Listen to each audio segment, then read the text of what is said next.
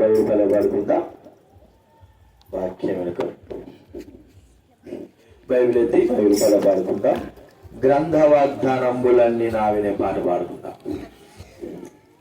గ్రంథ వాగ్దానంబులన్నీ నావి ప్రతి అధ్యాయము వరుస వచనము తన దివ్య ప్రేమ వాగ్దానంబులు గ్రంథ వాగ్దానంబులన్నీ నావి.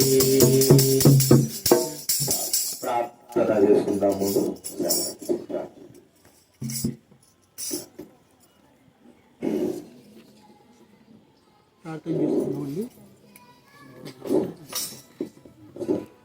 ప్రార్థన చేస్తున్నామండి.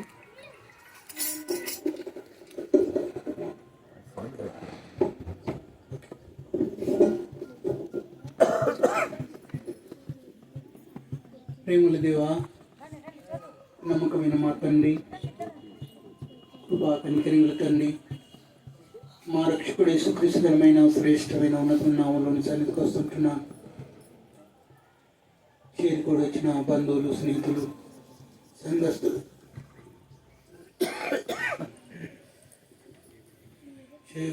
అందరికీ వందనాలు. నమ్మకం తండ్రి, మీరు మాత్రమే నమ్మదైన గొప్ప దేవుడు. నమ్మకం తండ్రి, భూమి మీద కానీ ఆకాశం కింద కానీ ఏ నామమున రక్షణ లేదు దేవా. యేసు నామంలోనే పాప క్షమాపణ కలదు. దయగల తండ్రి, నమ్మకం తండ్రి, చేరుకూడొచ్చిన మా ప్రియులందరి కొరకు నీకు వందనములు. పాడుకున్న పాటల్లో మీరు మహిమ పొందినందుకు నీకు వందనాలు. దయగల తండ్రి, నమ్మకమైన దేవా, ఈ స్థలాన్ని మీరు నాయన తండ్రి ఓ దేవా, మరి నాయన తండ్రి పరిశుద్ధపరచండి. ఈ స్థలంలోనికి తీసుకొచ్చిన ప్రతి ఒక్కరితో మీరు మాట్లాడండి దేవా. దయగల తండ్రి, నమ్మకమైన తండ్రి, నాయన పుట్టినరోజు అని సందర్భం నాయన తండ్రి ఓ దేవా వారు వచ్చుంటున్నారు, ఈ సందర్భంలో వచ్చుంటున్నారు.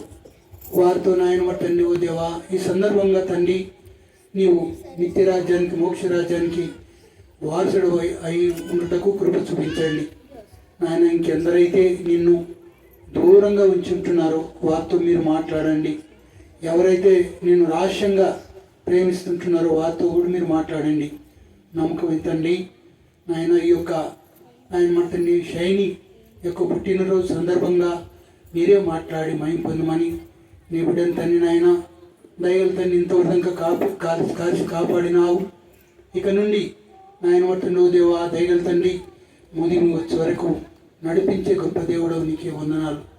తన భవిష్యత్ అంతయు తండ్రి నీ చేతిలో ఉంటున్నది కాబట్టి దయగల తండ్రి ఈ సమయం ముందు ప్రార్థించే ఒక కృపను కూడా నీ దాసునికి నాయన మట్టని మీరు నాకు అనుగ్రహించినందుకు నీకు వందనములు.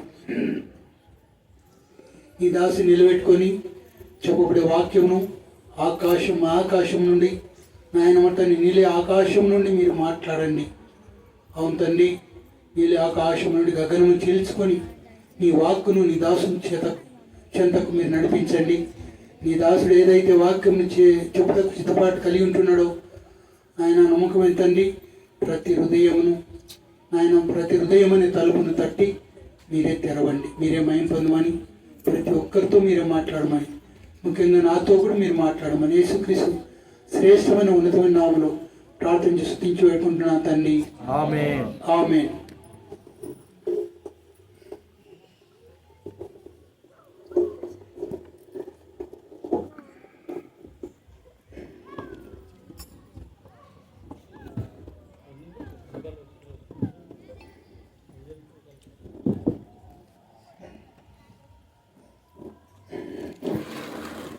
దయచేసి దేవుని వాక్యంలో మనం ప్రవేశిద్దాం.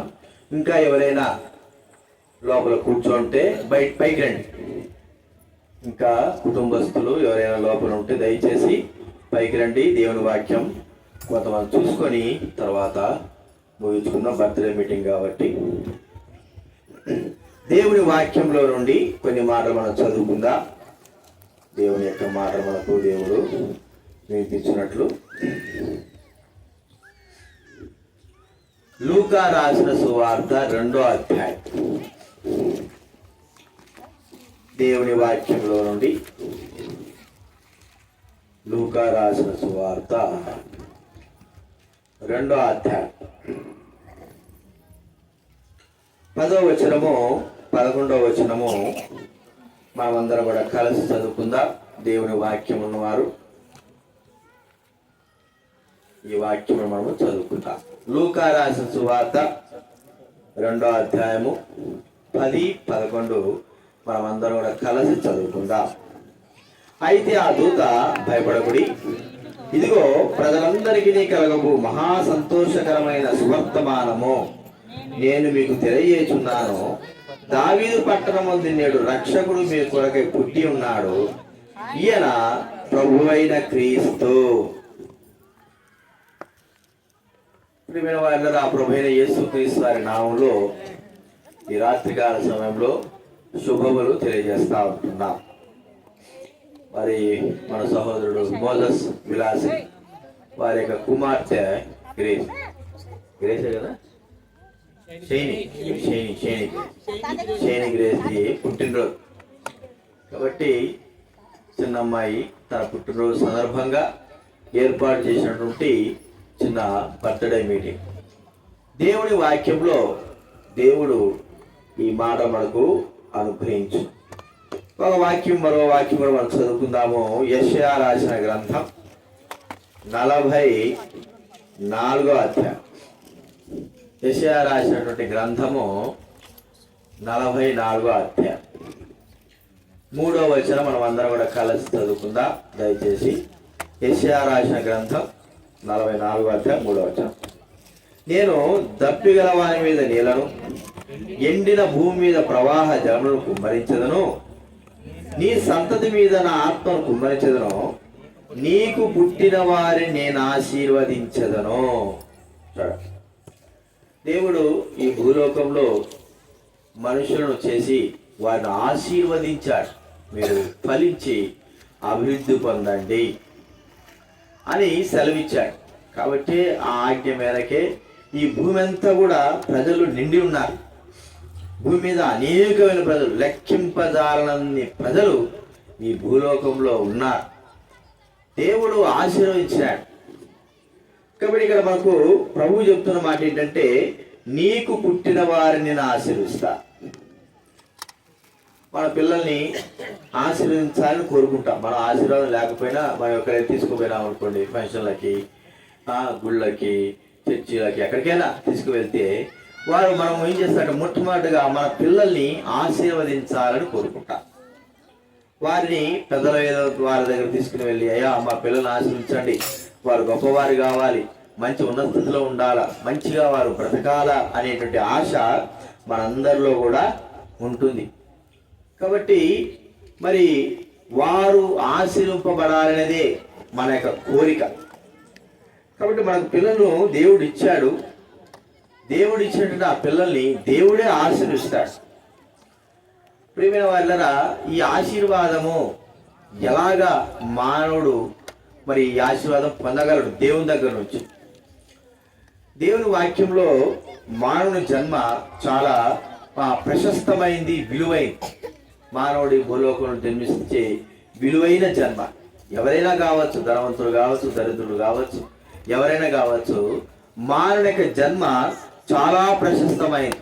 ఎందుకంటే దేవుడే మానవునికి సృష్టికర్త, మానవుని తయారు చేసినటువంటి వ్యక్తి. కాబట్టి మానవుడు మరి ఏదో ప్రజల ద్వారా వస్తున్నాడు, స్త్రీ పురుషుల ద్వారా వస్తున్నాడు కాదు.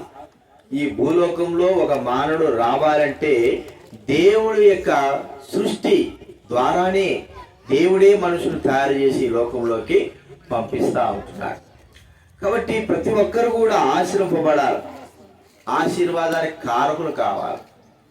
ఎలాగా ఆశీర్వపడతాం? మనమే కానీ మన పిల్లలే కానీ ఆశీర్వాదానికి కారకులుగా ఎలాగ చేయబడతాం? పెద్దలైన వారిని వారి దగ్గర మన పిల్లలు తీసుకొచ్చి మరి వారిని ఆశీర్వించమని చెప్తాం. మరి దేవుడు కూడా మన పిల్లల్ని ఆశీర్వించడానికి సిద్ధపడి ఉంటున్నాడు.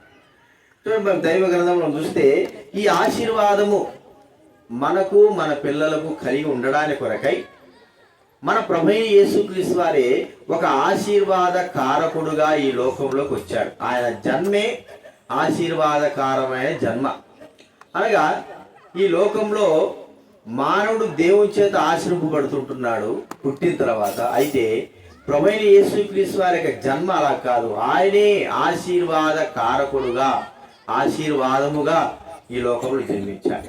అందుకే దైవ గ్రంథంలో మనం చదువుకున్నాం కదా, ఎలాంటి ఆశీర్వాదము ఆయన జన్మించి మనకు అనుగ్రహించాడు.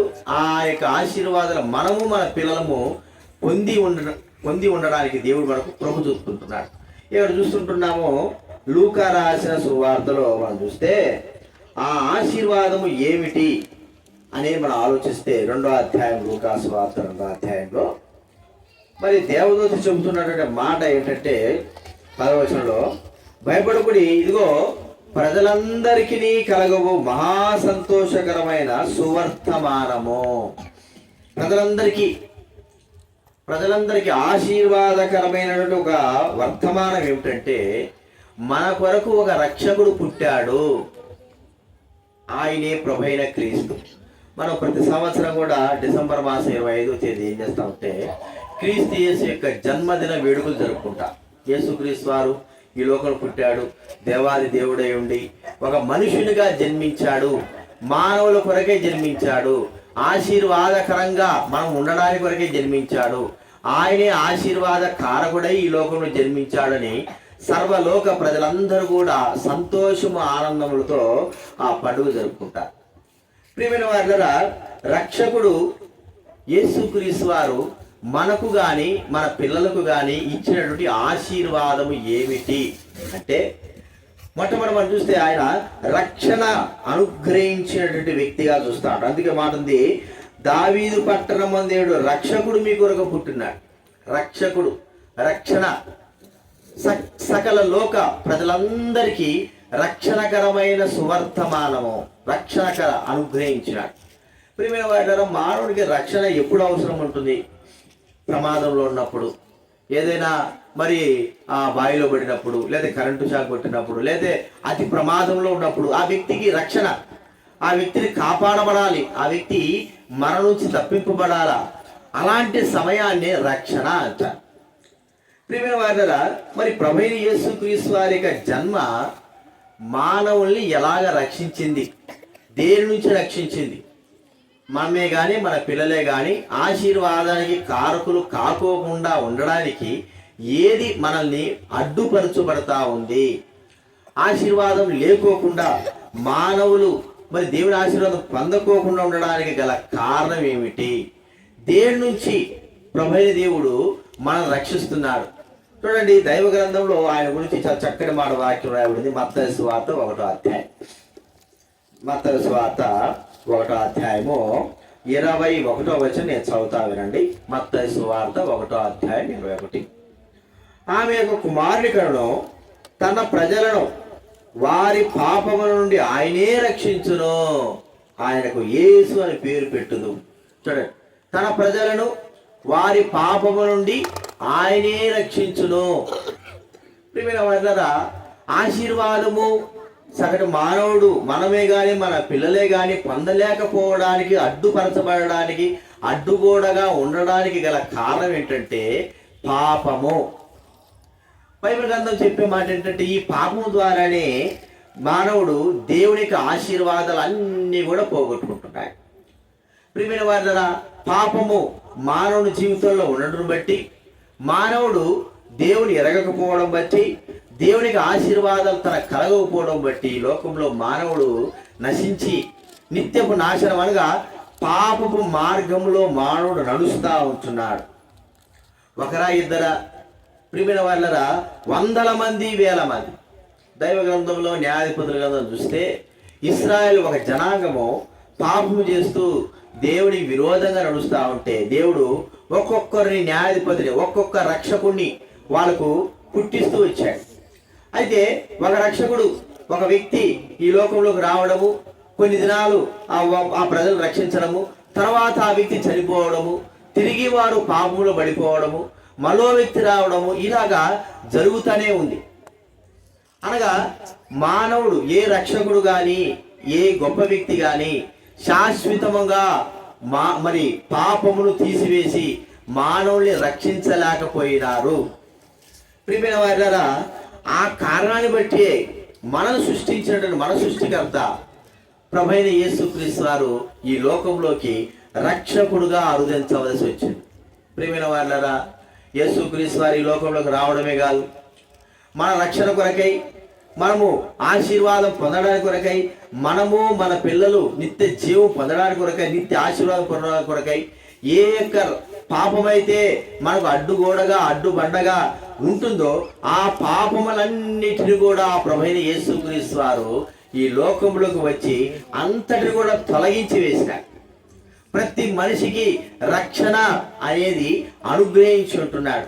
ఈ గొప్ప కార్యం ఎలా చేశాడు? దైవ గ్రంథంలో వ్రాయబడిన మాటలు ఏంటంటే, యేసుక్రీస్తు వారు తన ప్రాణాలు అర్పించి, తన సర్వస్వాన్ని అర్పించి ఈ భూలోకంలోకి రావడమే కాదు కానీ మానవుని రక్షించడానికి, ఆశీర్వాదం ఇవ్వడానికి, పాపం నుంచి మానవుడు విడిపించడానికి, పాపము బంధకాల నుంచి విడిపించడానికి, ఏ పాపానికైతే మానవుడు బానిసై ఉంటున్నాడో ఆ పాపం నుంచి మానవుడు విడిపించడానికి రక్షకుడుగా వచ్చాడు. ఒకరికా, ఇద్దరికా, ముగ్గురికా, లేదా ఒక దేశానికా, కొన్ని ప్రాంతాలుగా కాదండి, సర్వలోక ప్రజలందరికీ రక్షణ అనుగ్రహించుంటున్నాడు ప్రభువైన యేసుక్రీస్తు. కాబట్టి ఆయన జన్మ మనకు, మన కుటుంబానికి ఆశీర్వాదకారంగా చేయబడింది. కాబట్టి ప్రియమైన వారిలారా, గుర్తించుకుందాం. ఈ దినాన మరి ఈ బర్త్డే మీటింగ్లో దేవుడు మనతో మాట్లాడుతుంటున్నాడు. నీకు కూడా దేవుడు ఆశీర్వాదం ఇవ్వాలని కోరుకుంటున్నాడు. ఎందుకంటే మనమందరము దేవుని సృష్టి కాబట్టి దేవుని ఆశీర్వాదం పొందకోకుండా ఆటంకపరచబడుతున్నటువంటి ఈ పాపము నుండి మనం విడిపించడానికి ప్రభువైన యేసుక్రీస్తు వారి ఈ లోకానికి వచ్చాడు. పాపములను తీసివేయడానికి కొరకై, పాపములను ఎత్తివేయడానికి కొరకై, పాపములను తుడిచివేయడానికి కొరకై, పాపం నుండి మానవుని శాశ్వతంగా మరి విడిపించడానికి కొరకై రక్షకుడుగా, విమోచకుడుగా ఈ లోకంలో జన్మించి ఉంటున్నాడు. కాబట్టి గుర్తించుకుందాం, రక్షకుడు ఈ లోకంలో జన్మించాడు. పాపము నుండి మనల్ని విడిపించేటువంటి వాడు ప్రభువైన యేసుక్రీస్తు. కాబట్టి ప్రియమైన వాళ్ళరా, మన కుటుంబంలో మన పిల్లలు, మనము ఏ ఆశీర్వాదానికైతే మరి దూరం అయిపోయినామో, ఏ ఆశీర్వాదం అయితే పొందలేకపోయినామో, ఏ ఆశీర్వాదం అయితే మరి ఆశీర్వాదం పొందకుండా మనల్ని ఆపగలిగిందో ఆ పాపం యొక్క వేళ్లతో సహా లేపేసినటువంటి, తీసివేసినటువంటి ప్రభువు కేవలం యేసుక్రీస్తు. ఇప్పుడు ప్రతి మానవుడు, ప్రతి వ్యక్తి ఆశీర్వాదము పొందేటువంటి అర్హత, బాధ్యత మనకు అనుగ్రహించాడు. మనమే కానీ, మన పిల్లలే కానీ అందరికీ అర్హత, బాధ్యత ఇచ్చాడు. ఎలాగ ఈ ఆశీర్వాదం పొందగలం? ప్రియమైన వారిలో ఈ ఆశీర్వాదము మనము పొందడానికి గల కారణం ఒకటి ఏంటంటే మన విశ్వాసం, నమ్మకం. ఏ వ్యక్తి అయితే మన కొరకే సమస్తం చేశాడో, ఏ వ్యక్తి అయితే మన కొరకే సర్వం అనుగ్రహించాడో, ఏ వ్యక్తి అయితే మన పాపం నిమిత్తం తను తాను అర్పించుకొని చనిపోయి సమాజం తిరిగి లేచాడో ఆ వ్యక్తి యందు, ఆ యేసు ప్రభునందు విశ్వాసము, నమ్మకము మనం ఉంచడం ద్వారా నిత్య ఆశీర్వాదం. ఎందుకంటే పరలోక సంబంధమైన ఆశీర్వాదాలు మనకు అనుగ్రహించాడని దేవుని వాక్యములు మనకు ఉంటున్నది. చూడండి, ఎఫెసీయులకు రాసిన పత్రిక 1వ అధ్యాయం, ఎఫెసీయులకు రాసిన పత్రిక 1వ అధ్యాయము 3వ వచనం. దయచేసి నేను చదువుతా వినండి. ఎఫెసీయులకు రాసిన పత్రిక 1వ అధ్యాయము 3వ వచనం. మన ప్రభువైన యేసుక్రీస్తు యొక్క తండ్రి దేవుడు స్తుతింపబడును గాక. ఆయన క్రీస్తునందు పరలోక విషయములలో ఆత్మ సంబంధమైన ప్రతి ఆశీర్వాదమును మనకు అనుగ్రహించను. క్రీస్తునందు, క్రీస్తు ద్వారా, క్రీస్తు వలన, యేసు క్రీస్తు యొక్క మరణము ద్వారా పరలోక సంబంధమైన ఆశీర్వాదం మనము, మన పిల్లలు పొందినాము. రక్షణ ఆశీర్వాదము దేవుడు మనకు అనుగ్రహించాడు. ఇది లేదా? ఈ ఆశీర్వాదం లేకపోతే ప్రియమైన వారులారా, మన ఈ లోకంలో ఎన్ని కలిగినా, ఏమి చేసినా ఈ ఆశీర్వాదము లేకపోతే మానవుడు దేవునికి దూరమైనట్టే, దేవునికి ఆశీర్వాదాలు పొందకోకపోయినట్టే. కాబట్టి ఉచితంగా ఇచ్చేటువంటి ఈ యొక్క ఆత్మ సంబంధమైన రక్షణ ప్రతి వ్యక్తి పొందాలని దేవుడు మరి ఆశిస్తా ఉంటున్నాడు. కాబట్టి రక్షణ ఆశీర్వాదము ఇవ్వడానికి కొరక ఈ లోకంలో రక్షకుడుగా, విమోచకుడుగా ప్రభువైన యేసుక్రీస్తు వారు జన్మించారు. అంత మాత్రమే కాదు, ఆ ప్రభువైన యేసుక్రీస్తు వారు మనల్ని, మన పిల్లల్ని ఎలాగ ఆశీర్వదించాలో కోరుకున్నాడు. చూడండి, యోహాను రాసినటువంటి సువార్త 9వ అధ్యాయం, యోహాను రాసిన సువార్త 9వ అధ్యాయము 5వ వచనం నేను చదువుతానండి. యోహాను రాసిన సువార్త 9వ అధ్యాయం 5వ వచనం. నేను లోకములో ఉన్నప్పుడు లోకములకు వెలుగునని చెప్పాను. దేవుడు ప్రభువైన యేసుక్రీస్తు వారు ఆశీర్వాదాల యొక్క మరి ఆశీర్వాదం ఎలాగా ఆయన తీసుకొచ్చారంటే వెలుగు రూపంలో. ఈ లోకంలో మరి ఎలాగా వెలుగు అంటే అజ్ఞానంలో నుండి జ్ఞానంలోకి రావడం, చీకటిలో నుండి వెలుగులోకి రావడం. ఇది మానవుడు మరి అలాంటి కార్యము కలిగి ఉంటున్నాడు. అంటే ఒక మాట చెప్పుకోవాలంటే చీకటి సంబంధమైన స్థితిలో ఉండి మానవుడు ఆశీర్వాదాలకు కారణంగా చేయలేకపోవడం. అయితే ప్రభువైన యేసుక్రీస్తు వారి లోకంలోకి వచ్చి వెలుగుగా వచ్చాడు. ప్రియమైన వారలారా, మానవ హృదయము అంధకార సంబంధమైన మానవ జీవితం, లోకం మరి మరి చీకటిలో ఉంటున్నది. చీకటిలో ఉంటున్నటువంటి మానవుల్ని వెలుగులోకి తీసుకొచ్చాడు. మనకు కరెంటు కనిపెట్టిన వారు ఉన్నారు. చీకటిలో ఎన్నో దినాలు మనం గడుపుతూ వచ్చాం. చిన్న వెలుతురు లేకపోతే ఆ కిరోసిన్ కానీ నూనెలతో వెలిగించుకునేవారు. అయితే ఒక వ్యక్తి ఎవరో ఒకరు మరి ఆ కరెంటు కనిపెట్టి ఇప్పుడు చీకటి ఏమైపోయిందంటే చీకటిని పారదోలేటట్లుగా చీకటికి అర్థం కలిగించేసాం. ప్రియమైన వారిలా అంతకంటేనూ ప్రాముఖ్యమైన విషయం ఏంటంటే మన జీవితాల్లో వెలుగును ఇవ్వడానికి కొరకై వెలుగుగా ఈ లోకంలోకి వెలుగై వచ్చాడు ప్రభువైన యేసుక్రీస్తు వారు. ఇంకొక మాట అంటాడు యోహాను సువార్త 8వ అధ్యాయం 12వ వచనంలో, యోహాను సువార్త 8వ అధ్యాయం 12వ వచనంలో నేను చదువుతా వినండి. మరలా యేసు, నేను లోకమునకు వెలుగును, నన్ను వెంబడించువాడు చీకటిలో నడువక జీవపు వెలుగు కలిగి ఉండిన వారితో చెప్పాను. చీకటిలో నడువక జీవపు వెలుగు. ఈ వెలుగు ఎందుకు వెలుగుగా వచ్చాడు? మానవుడు నడుస్తున్నటువంటి మార్గములు మరి దారి తప్పిపోయి ఉంటున్నాయి. సరైన మార్గంలో సరైన విధానంలో మనమే కానీ మన పిల్లలే కానీ నడవలేని పరిస్థితిలో ఉంటున్నా. ప్రియమైన వారులారా, వెలుగుంటే మనకు బాగా తెలుసు, మనం ఏదైనా దారిలో వెళ్తుంటున్నాం. వెలుగుంటే మనం ఎంత దూరమైనా సరే సరైనటువంటి మార్గంలో వెళ్తాం. వెలుగు లేకపోతే మనం ఎలా వెళ్తున్నామో ఎక్కడ పోతుంటున్నామో మనకు తెలియదు. కాబట్టి మనం ఆగిపోతాం. అదే వెలుగుంటే మనం ఖచ్చితంగా సరైన గమ్యానికి చేరుతాం. ప్రియమైన వారులారా, యేసుక్రీస్తు వారు వెలుగుగా ఈ లోకంకి వచ్చాడు. ఈ వెలుగు ఎక్కడికి మనకు బాట చూపిస్తుంది? ఏ మార్గానికి బాట చూపిస్తుంది అంటే పరలోక రాజ్యపు మార్గమునకు మనకును మన పిల్లలకి సరైన మార్గముగా ఈ వెలుగు ఉంటా ఉంది. పరలోక రాజ్యపు మార్గం. కాబట్టి మానవుడు వెళ్తున్నటువంటి మార్గాలు చాలా ఉంటున్నాయి. తమ సొంత మార్గాలు, ఇష్టమైన మార్గాలు, పాపం మార్గాలు ఎన్నో ఉంటున్నాయి. అయితే యేసుక్రీస్తు వారి లోకంలో జన్మించి మానవునికి సరైనటువంటి మరి జీవపు మార్గాన్ని దేవుడు చూపించుంటున్నాడు. ఇప్పుడు మనం చేయాల్సింది ఏంది? ప్రియమైన వారులరా, మనము ఆ వెలుగును, ఏ వెలుగైతే ఈ లోకంలో ప్రభువైన యేసుక్రీస్తు వారు వచ్చాడో ఆ వెలుగు సంబంధమైన ప్రభువైన యేసుక్రీస్తు వారిని అనుసరించి మనము మన పిల్లలైన వారు నడవడము ద్వారా, ప్రియమైన వారులరా, మనము మన పిల్లలు నడిస్తే మనము సరైన మార్గంలో నడిచే వారంగా ఉంటాం. లేకపోతే చీకటిలో నడిచామనుకోండి, చీకట్లో వెళ్ళామనుకోండి, మనం ఎలాగ వెళ్తామో తెలియదు, ఏం చేస్తామో తెలియదు, ఎలాగుంటామో తెలియదు, ఎక్కడ ఏ ప్రమాదం ఉంటుందో తెలియదు. ఈ చీకటిలో మనం ఎట్లాంటి ప్రమాదం కలిగి ఉంటామో మనం గుర్తించుకోలేము. కాబట్టే ప్రభువైన యేసుక్రీస్తు వారు వెలుగుగా ఈ లోకంలోకి వచ్చాడు, వెలుగై ఉన్నాడు. వెలుగులో ఆయన ఈ లోకం రావడం, మనల్ని కూడా దేవుడు ఏం చేశాడండి? వెలుగుగా చేసి. చూడండి, ఇక్కడ మాట అంటున్నాడు మత్తయి సువార్త 5వ అధ్యాయం. మత్తయి సువార్త 5వ అధ్యాయం.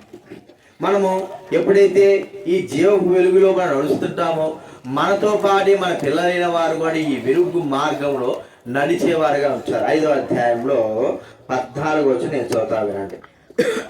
మత్తయి సువార్త 5:14. మీరు లోకమునకు వెలుగై ఉన్నారు, కొండ మీద నుండి పట్టణం మరుగై ఉండనేరదని మీ ఉండనేరదు.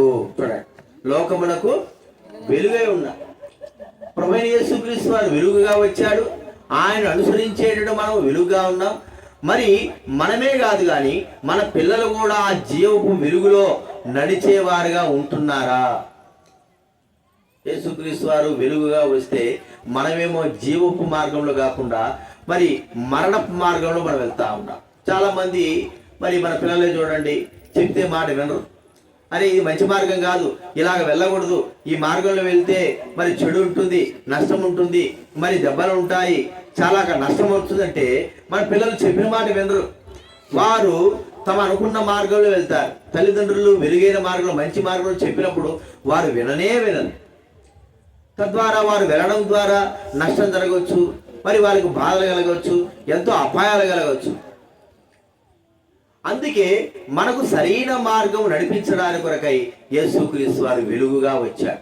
ఆ వెలుగే దేవుని వాక్యము. బైబిల్ గ్రంథంలో ఉంది, నీ వాక్యం నా పాదముల దీపము, నా త్రోవకు వెలుగై ఉన్నది. వెలుగుగా ఇది నాన్న మనమే కానీ మన పిల్లలే కానీ జీవపు వెలుగైనటువంటి దేవుని వాక్యమును మనం గైకుంటున్నామా? ఆ వాక్యం యొక్క మాటలను మనమే కానీ మన పిల్లలు కానీ అనుసరించేటట్లుగా చేసుకుంటున్నామా కదా? ఏది మిస్సియా శైలి అడుగుది, ఏది శైనే బయట చదువుకున్నావు చూస్తున్నావు చెప్పు. చదివినా బైబిల్ చదివినావా? సరే కదా. మమ్మీ చదివిందా? మమ్మీ చదివించిందా? దేవుడి వాక్యం ఏం చేయాలా? చదువుకోవాలి. మన తల్లిదండ్రులమైన మనము దేవుడి మాటలు మనకు వెలుగుగా దేవుడు అనుగ్రహించినాడు. చీకటిలో ఉంటున్న మానవుడికి గొప్ప వెలుగుగా దేవుడి వాక్యము సరైన మార్గము మనకు అనుగ్రహించాడు. ఈ వాక్యం యొక్క మార్గము ప్రియమైన వాళ్ళరా, ఈ వాక్యం మనల్ని ఏం చేస్తుంది? దేవుడి వాక్యం ఎన్నో మాటలు ఉన్నాయి. మన జీవితాలు బ్రతికించేదిగా ఉంటుంది. ఈ వాక్యం మనకు సరిగా నడిపించేదిగా ఉంటుంది. ఈ వాక్యం మనకు సహాయకరంగా ఉంటుంది. కాబట్టి యేసు క్రీస్తు వారి లోకంలోకి ఒక వెలుగుగా వచ్చాడు. ఆయన వెలుగు మన దగ్గర ఉంటే మనం ఏమైనా చేయొచ్చు, సరైన మార్గం నడచచ్చు. వెలుగు మన దగ్గర ఉంటే మన తొట్టుబాటు పడడానికి వీలు లేదు. వెలుగు మన దగ్గర ఉంటే సరిగా మనం ప్రవర్తించడానికి వీలుగా ఉంటుంది. పాపం నుంచి దూరం అయిపోతాం. పాపముకు మనం దూరంగా ఉంటాం. పాపం మనం జరిగించలేం. ఎందుకంటే ఆ వెలుగులో ఏ మానవుడు కూడా పాపం క్రియలు జరిగించలేడు. కాబట్టి ఈ లోకానికి వెలుగుగా ప్రభువైన యేసుక్రీస్తు వారు వచ్చాడు. ఆ వెలుగు మన జీవితాల్లో ఉండాలని ప్రభు మనతో మాట్లాడుతూ ఉంటున్నాడు. ఇది నాన్న, ఆ వెలుగు నీ జీవితంలో ఉన్నదా? నీ పిల్లల జీవితంలో ఉందా? ఇప్పుడు మనకు మన పిల్లల్ని చక్కగా చదివించుకుంటాం. ఎందుకు చదివిస్తాము? వారు అజ్ఞానంగా చీకటిలాగా ఉండకూడదు, జ్ఞానం కలిగి ఉండాలా, మంచి మార్గం నడవాలి అని ఈ యొక్క చదువు వారికి తెలివిని, జ్ఞానాన్ని, ఒక భౌతిక సంబంధమైన జ్ఞానాన్ని, తెలివిని ఇస్తుందని చదివిస్తుంటున్నా. ఎంత మంచిది! అంతకంటేనే ప్రాముఖ్యమైనది మానవునికి ఆత్మ జీవితంలో సరైన విధానంలో నడవడానికి కొరకై వెలుగైనటువంటి దేవుడి వాక్యం మనకు చాలా ప్రాముఖ్యమైనది. ప్రియమైన వాళ్ళరా, దేవుడి వాక్యమును చదివి ఈ లోకంలో చాలా మంది మరి ఎన్నో గొప్ప గొప్ప విషయాలు చేశారు. దేవుడి వాక్యాన్ని చదివే ఈ లైట్ రావడానికి గల కారణం ఏంటంటే దేవుడి వాక్యం చదివే. మరి ఆ జనరేటర్ రావడానికి కారణం, లేకపోతే లోకంలో కొన్ని విషయాలు కనిపెట్టబడినాయి, ఎన్నెన్నో ఉన్నాయి. ఫ్లైట్ రావడానికి కారణం దేవుని వాక్యము. ఆ వాక్యం మానవుకి జీవితంలో వెలుగును అనుగ్రహించింది. ఆ వెలుగు భౌతిక సంబంధమైనది కాదు. ప్రాముఖ్యం ఏంటంటే హృదయములో ఉన్నటువంటి చీకటిని ఆ ప్రభువైన దేవుడు వెలుగు ద్వారా, వెలుగు వస్తే చీకటి ఉంటుందండి? చీకటి ఉండదు. ఇప్పుడు రాత్రి అంతా చీకటి ఉంటుంది. ఒక్కసారి సూర్యుడు వచ్చాడనుకో మళ్ళా చీకటి అలాగే ఉంటుందా? ఉండదు. ఎందుకంటే ఆ వెలుగు, సూర్యుని వెలుగు ద్వారా చీకటి అంతా కూడా పోతుంది. అలాగే దేవుడి వాక్యము ద్వారా, ఆ వాక్యం చదవడం ద్వారా, ఆ వాక్యం మన జీవితంలో ఉండడం ద్వారా, ఆ ప్రభువైన యేసుక్రీస్తు వారు మన హృదయం ఉండడం ద్వారా మనలో ఉన్నటువంటి చీకటి అంతా కూడా బయటికి వెళ్ళిపోతుంది. కాబట్టి వెలుగును ఇవ్వడానికి వచ్చినాడు. ఆయన జన్మ మనకు వెలుగును అనుగ్రహించింది. ఇది మనం గుర్తించుకోవాలి. మనకే కాదు, మన పిల్లలకు కూడా వెలుగులో నడవడానికి కొరకై ఆయన అనుగ్రహించాడు. కాబట్టి ఇంకా ఎన్నో విషయాలు అంటున్నాయి. ఇప్పుడు మన ఈ రెండు విషయాలు, యేసుక్రీస్తు ఈ లోకంలో జన్మించడానికి ఆశీర్వాద కారకుడుగా ఉన్నాడు. మన పిల్లలు ఆశిస్తున్నాడు. అయితే మన పిల్లలు ఎలాగా నడుచుకోవాలా, ఎలాగ వారికి, మన పిల్లలకి ఎలాగ బోధించాలా, ఎలాగ దేవుని వాక్యం అనుగ్రహింపాలా, ఎలాగ వారిని మంచి మార్గం నడిపించాలా, వారికి మనం నేర్పించవలసిన విషయాలు కొన్ని మాత్రం ఒక 2-3 చూసుకొని ఒక మాట చూసుకుందాం.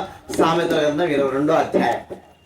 సామెతల గ్రంథం 22వ అధ్యాయము 6వ వచనం దయచేసి చదవండి.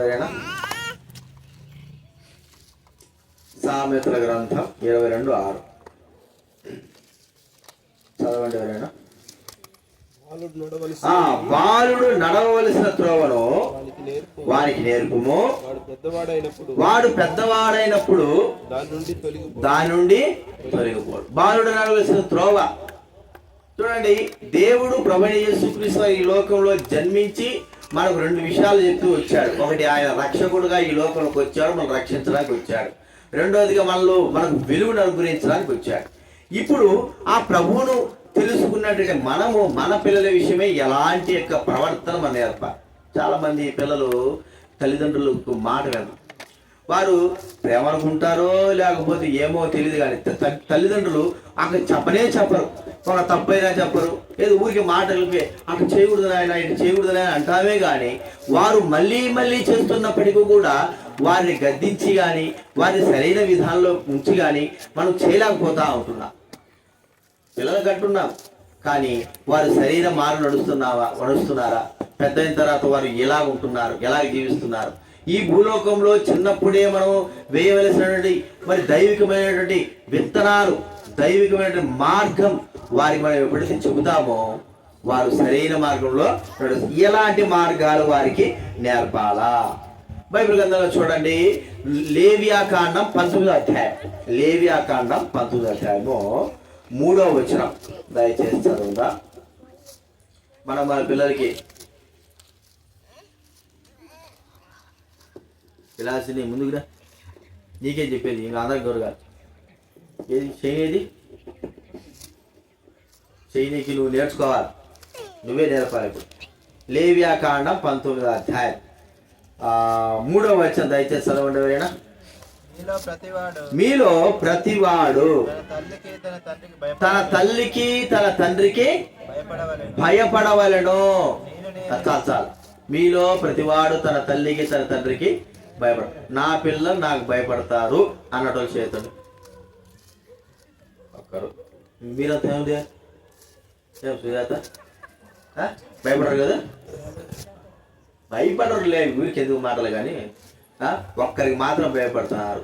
మీకు స్నేహితులు అస్సలు ఎవరు పిల్లలు మనకు భయపడడం అంటే అది అసంభవం, చెప్పుకోవాలంటే ఊరికాని కానీ భయపడరు కదా. అయితే దేవుని వాక్యము ఏం చెప్తుందంటే, మన పిల్లలు మీలో ప్రతివాడు తన తల్లికి తండ్రికి ఏం చేయాలా? భయపడేది కానీ. అందుకే మనం నేర్పించాలి. ఏం నేర్పించాలి పిల్లలకి చిన్నప్పటి నుంచి? భయము, భక్తి. భయము నేర్పించము, భక్తి నేర్పించము.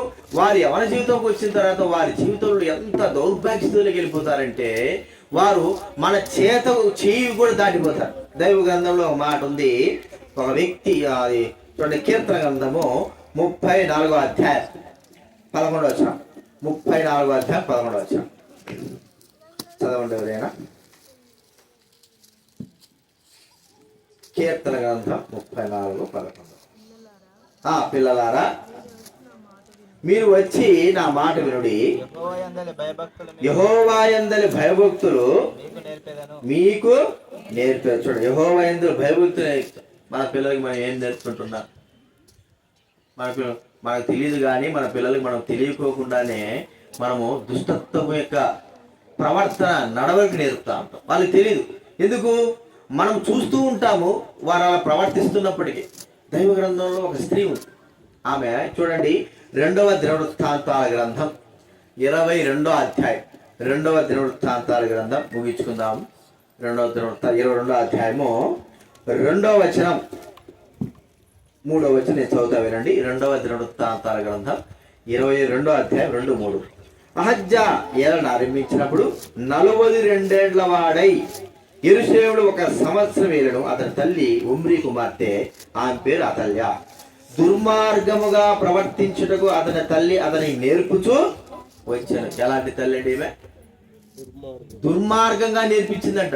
42 సంవత్సరాలు తన కుమారుడికి దుర్మార్గం యొక్క మార్గాన్ని నేర్పించింది. చివరికి తన జీవితంలో ఎంత నష్టపడ్డాడు. ఏమి నేర్పించాలి తల్లిదండ్రులుగా? భయము, భక్తి. మనకే కానీ, పెద్దలకే కానీ, గురువులకు కానీ మరి భయపడేది మన పిల్లలైన వారికి నేర్పించాలి. భక్తి కలిగి భయముతో పాటి దేవుడి యొక్క భక్తిని కూడా మనం నేర్పించాలి. ఈ దినాల్లో యవనస్తులైన వారు పాడు చేయబడడానికి, ఇష్టంగా ప్రవర్తించి నాశనంలోకి నడవడానికి గల కారణం భక్తి లేకపోవడం, భయం లేకపోవడం, భయము కలిగి జీవించలేకపోవడం. అది తల్లిదండ్రులు చిన్నప్పటి నుంచి నేర్పించలేకపోవడము.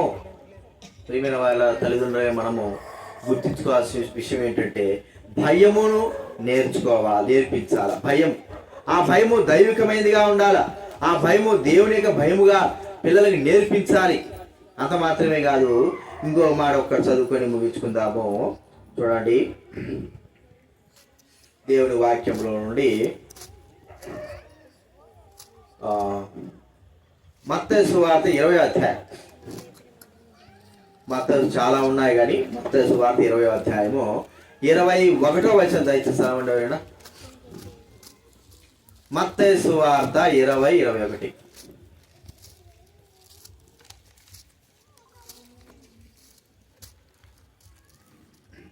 నీవేమి కోరుచున్నావని ఆయన అడిగాను. ఆ, అందుకామె, ఆ. నీ రాజ్యమందు ఈయన ఇద్దరు కుమారులలో నీ రాజ్యమందు ఈయన ఇద్దరు కుమారులు, ఒకడు నీ కుడి వైపునను ఆ. ఒకడు నీ ఎడమ వైపునను కూర్చుండ సెలవుమని ఆయనతో అనెను. ఇక్కడ జబదయి కుమారుల యొక్క తల్లి బిడ్డల విషయమై ఆలోచన ఎలాగ ఉందంటే, తన కుమారులు యేసు ప్రభువుతో పాటు తిరుగుతున్నారు, అనేక పరిచయం చేస్తూ ఉంటున్నారు. ఆ తల్లి వచ్చి యేసు ప్రభువుతో అన్నది, అయ్యా నీ రాజ్యంలో నువ్వు వస్తావు, మరి నీవు రాజ్యాన్ని లోపలికి తీసుకొస్తావు. ఆ రాజ్యంలో సింహాసనం ఉన్నప్పుడు నా ఇద్దరు కుమారులు నీ సింహాసనం దగ్గర ఒక కుడి వైపున ఒకడు ఎడవైపున అనగా కూర్చోవాలి. మరి నా కుమారుడు నీ సన్నిధిలో ఉండాలా, నీతో పాటు ఉండాలా, ఇక్కడ ఉండడమే కాదు పరలోకంలో కూడా నీతో పాటు ఎల్లప్పుడూ ఉండాలా అనేటువంటి ఆశ కలిగి యేసు ప్రభువుతో చెప్పి. చూడండి ఎంతమంది మన బిడ్డలైన వారు దేవుని సన్నిధిలో ఉండాలని కోరుకుంటాం కదండి. ఎక్కడ కోరుకుంటాం? ఒక గంట ఉండడానికి కూడా మనం దేవుని సన్నిధిలో మనము పిల్లల్ని మరి ఇష్టపడం. అయితే ఎల్లప్పుడూ దేవుని సన్నిధిలో ఉండాలనే ఆశ ఆలోచన మన పిల్లలకి ఎప్పుడు మనం ఎప్పుడు నేర్పిస్తాం, మనం ఎప్పుడు బోధిస్తాం? అందుకే పిల్లలు లోకంలో తిరిగి లోకంతో ఉంటున్నారు, కానీ దేవుని సన్నిధిలోకి రాలేకపోతూ ఉంటున్నారు.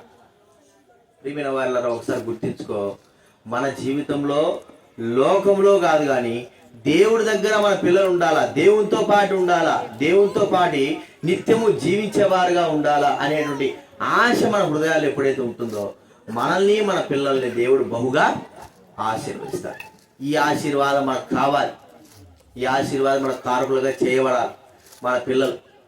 ఇంకా ఎన్నో ఉన్నాయి, భయభక్తులు నేర్పలేకపోతుంటున్నాం. దేవుడి సంబంధమైన పరలోక సంబంధమైన వాటిపైన, దేవుడి సంబంధం వాటిపైన మనం పెంచే వారంగా ఉండాలా, దుర్మార్గానికి దూరంగా ఉంచాలా, వారి ఆత్మల విషయమే రక్షణ విషయమే బహు జాగ్రత్త కలిగిన వారంగా మనం జీవించాలా, వారిని దేవుని యొక్క ఇష్టకరమైన వారుగా మనం వాళ్ళని పెంచి పెద్ద చేసే వారంగా ఉండాలా.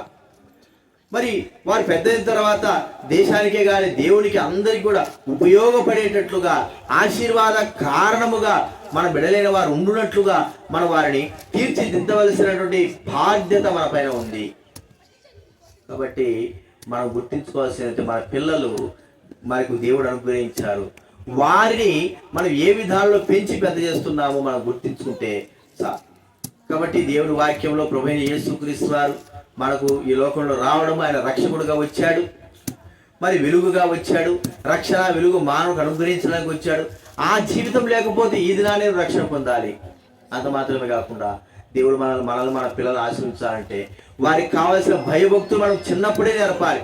భయం లేకపోతే, భక్తి లేకపోతే విసరవిడికి తిరిగేసి పిల్లలు వారి జీవితాలు ఎంత నష్టపరుచుకుంటారో చివరికి వారి మరణానికి కూడా కారణం మనమే కావచ్చు, వారు నశించిపోవడానికి కూడా కారణం మనమే కావచ్చు. అంత మాత్రమే కాకుండా వారు ఆత్మీయ ఎదిగి దేవుని సన్నిధిలో ఉండి ఎల్లప్పుడూ దేవుడి దగ్గర దేవుడి సన్నిధిలో బ్రతికేవారుగా దేవుని యొక్క క్రియలు కలిగి దేవుని యొక్క సన్నిధి కలిగి ఉండేటట్లుగా వారిని మనము అలాగ పెంచే వారంగా ఉండాలి.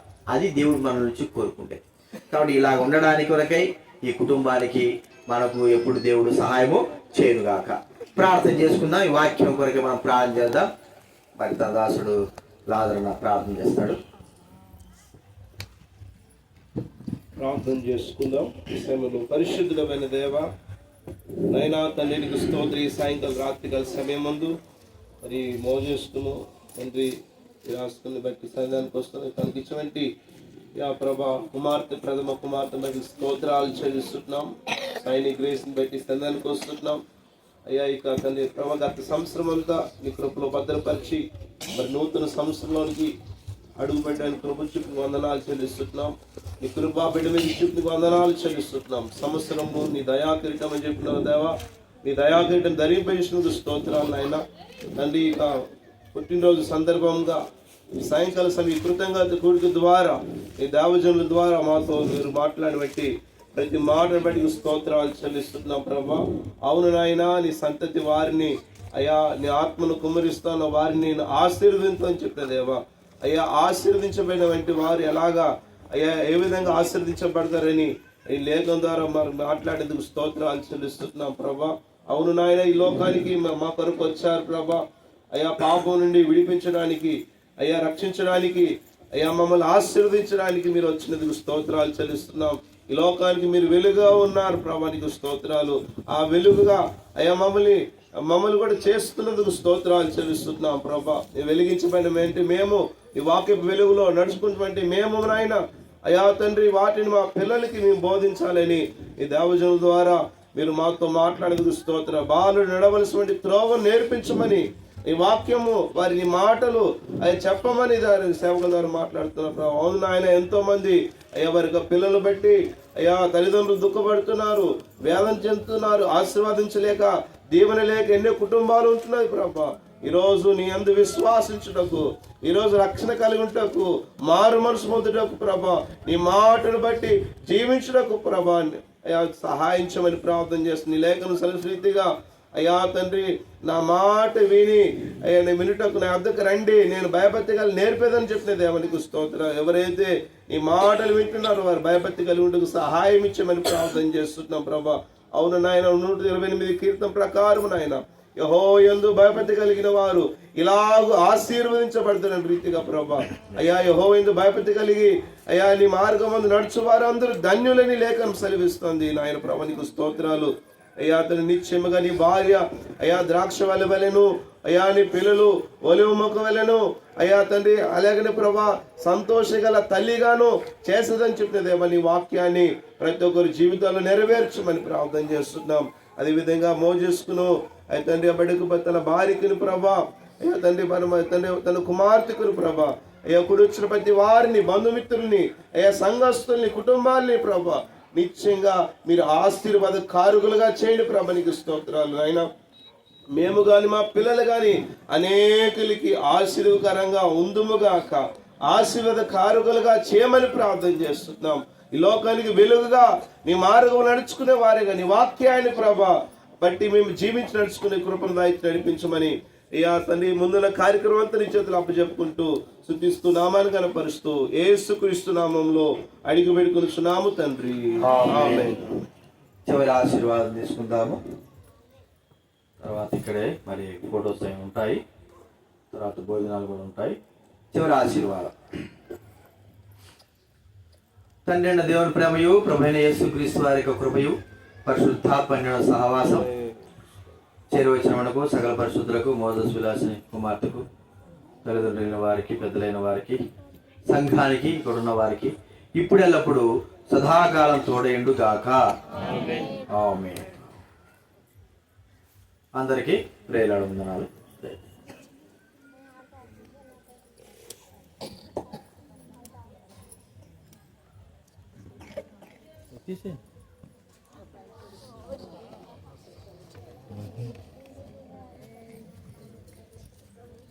విలియం ఎట్లా తిప్పు, సౌండ్ తిప్పు.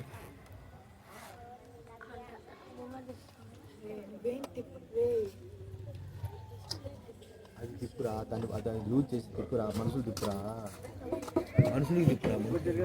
ఇదే పెట్టా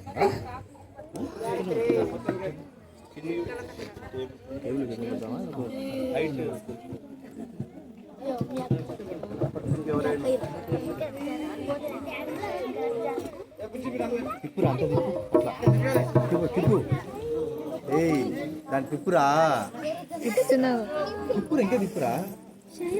మనుషులు తిప్పు, తిప్పురా.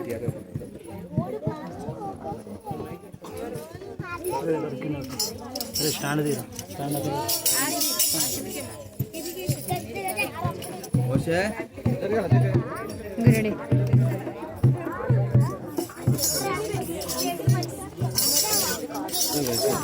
చిన్న చిన్న